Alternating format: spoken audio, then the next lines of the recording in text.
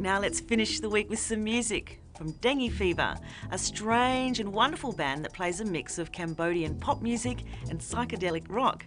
They're from America and recently toured Cambodia and played at WOMAD in Adelaide, where we spoke with guitarist Zach Holtzman.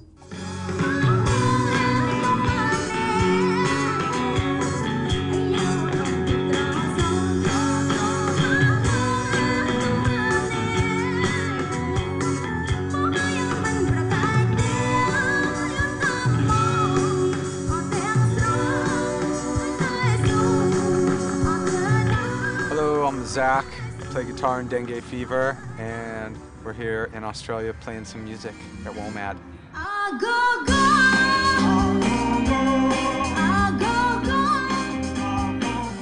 Dengue Fever was inspired by Cambodian music that was made in the late 60s, early 70s. It's kind of like this Asian psychedelic music, and when my brother was traveling there, he plays keys in the band. He brought home a bunch of tapes, and that's how we first got our inspiration.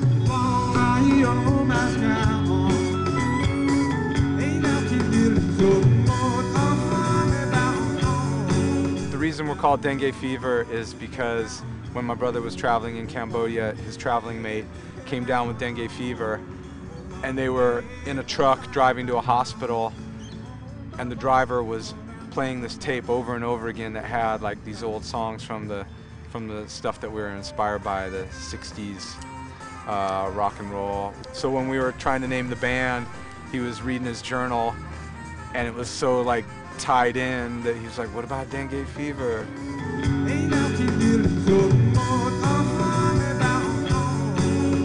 The first time I heard Cambodian rock and roll was in San Francisco. My friend who worked at this small record store called Aquarius, he's like, Zach, you gotta hear this.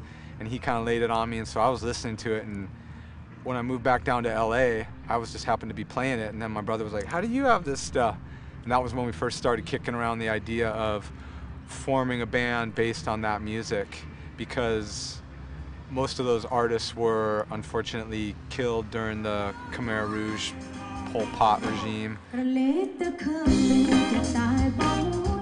When we were first looking for a singer for our band, my brother and I, we only knew one Cambodian person, and he would just do like this little dance, and he'd be like, La Lune, La Lune.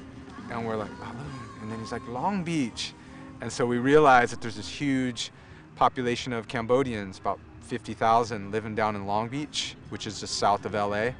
And so we started going down there and going to the nightclubs and watching the band sing and watching the girls perform.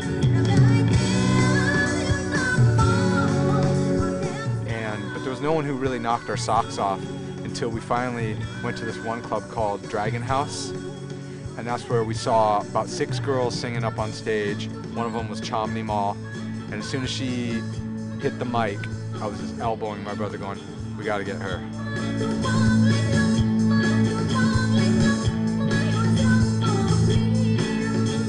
And it turns out she's like, sort of like from this Jacksons of Cambodia kind of family. She's like 3rd, 4th generation performer, and she's performed for the King and Queen of Cambodia, and yeah, I'm just all glad it all worked out.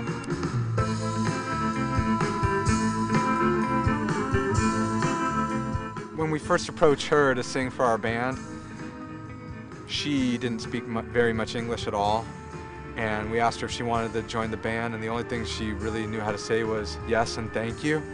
And so she said yes, and she was trapped. She had to join our band. And her sister was like, don't do it. I don't trust the guy with the beard.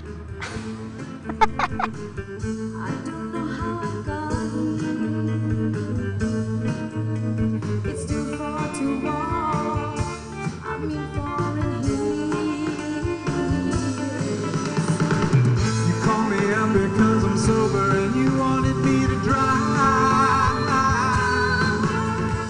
Some of the main things that drew us into Cambodian rock and roll were the singing styles would be a little bit traditional but a little bit rock and roll, and they would do like, they would crack into these falsettos that they call ghost voice. and that was they do it in a really beautiful way that just like they just are able to just like Nimal can do it too, and like just cracking into it. It's kind of like a little bit Bollywoody, and then it was also combined with like surf guitar and like British garage rock kind of stuff. So it was familiar, but at the same time totally like from another place on this planet. One of the great things about the people who come to see our shows is that it's completely diverse. We'll have like young indie rockers, and then we'll have Cambodian grandmothers jumping up on stage and singing songs with us, and then we'll have like some like Vietnam vets who like married a Cambodian woman or Vietnamese woman, and they knew that music. So it's great, man. I love walking around and just we're not like into separation of like artists and crowd. We're more into like we're all there together wherever we are, and let's try to like just take it to the highest level. That's with a dull and dry. I just love that combination of musical styles. And that's it for the week. Don't forget, we've got plenty of information on our website about all of these stories. And please join us again next week for more. I'll see you then.